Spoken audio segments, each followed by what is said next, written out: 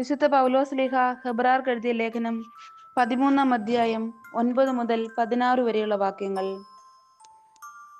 വിവിധങ്ങളും വിചിത്രങ്ങളുമായ പ്രബോധനങ്ങൾ നിങ്ങളെ വഴിതെറ്റിക്കരുത്.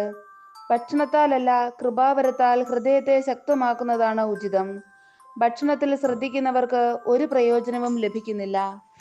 നമുക്കൊരു ബലിപീഠമുണ്ട്, അതിൽ നിന്ന് ഭക്ഷിക്കാൻ കൂടാരത്തിൽ ശുശ്രൂഷ ചെയ്യുന്നവർക്ക് അവകാശമില്ല. കാരണം പ്രധാന പുരോഹിതൻ പാപപരിഹാരത്തിന് ബലിപീഠത്തിലേക്ക് കൊണ്ടുപോകുന്ന രക്തമെടുത്ത മൃഗങ്ങളുടെ ശരീരം ദഹിപ്പിക്കപ്പെടുന്നത് പാളയത്തിന് പുറത്തു വെച്ചാണ്.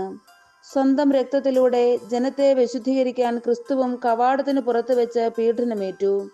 അവന് വേണ്ടി അവമാനം സഹിച്ചുകൊണ്ട് നമുക്ക് പാളയത്തിന് പുറത്തിറങ്ങി അവന്റെ അടുത്തേക്ക് പോകാം. എന്തെന്നാൽ ഇവിടെ നമുക്ക് നിലനിൽക്കുന്ന നഗരമില്ല, വരാനുള്ള നഗരത്തെയാണല്ലോ നാം അന്വേഷിക്കുന്നത്. അവനിലൂടെ നമുക്ക് എല്ലായ്പ്പോഴും ദൈവത്തിന് സ്തുതിയുടെ ബലി, അവന്റെ നാമത്തെ ഏറ്റുപറയുന്ന അധരങ്ങളുടെ ഫലങ്ങൾ അർപ്പിക്കാം. നന്മ ചെയ്യുന്നതിലും നിങ്ങൾക്കുള്ളവ പങ്കുവയ്ക്കുന്നതിലും ഉപേക്ഷ വരുത്തരുത്. അത്തരം ബലികൾ ദൈവത്തിന് പ്രീതികരമാണ്. നമ്മുടെ കർത്താവായ മിശിഹായ്ക്ക് സ്തുതി. വിശുദ്ധ ലൂക്കാ എഴുതിയ സുവിശേഷം 10-ാം അധ്യായം 17 മുതൽ 21 വരെയുള്ള തിരുവചനങ്ങൾ.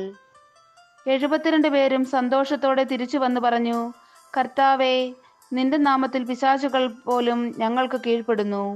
അവൻ പറഞ്ഞു, സാത്താൻ സ്വർഗത്തിൽ നിന്ന് ഇടിമിന്നൽ പോലെ നിപതിക്കുന്നത് ഞാൻ കണ്ടു.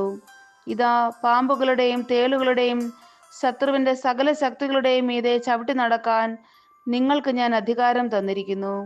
ഒന്നും നിങ്ങളെ ഉപദ്രവിക്കുകയില്ല.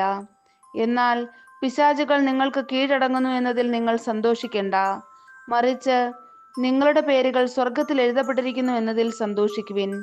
ആ സമയം തന്നെ പരിശുദ്ധാത്മാവിൽ ആനന്ദിച്ച് അവൻ പറഞ്ഞു, സ്വർഗത്തിന്റെയും ഭൂമിയുടെയും കർത്താവായ പിതാവേ, അവിടുത്തെ ഞാൻ സ്തുതിക്കുന്നു. എന്തെന്നാൽ അങ്ങ് ഇവ ജ്ഞാനികളിൽ നിന്നും ബുദ്ധിമാന്മാരിൽ നിന്നും മറച്ചു വയ്ക്കുകയും ശിശുക്കൾക്ക് വെളിപ്പെടുത്തുകയും ചെയ്തു. അതേ പിതാവേ, അതായിരുന്നു അവിടുത്തെ അഭീഷ്ടം.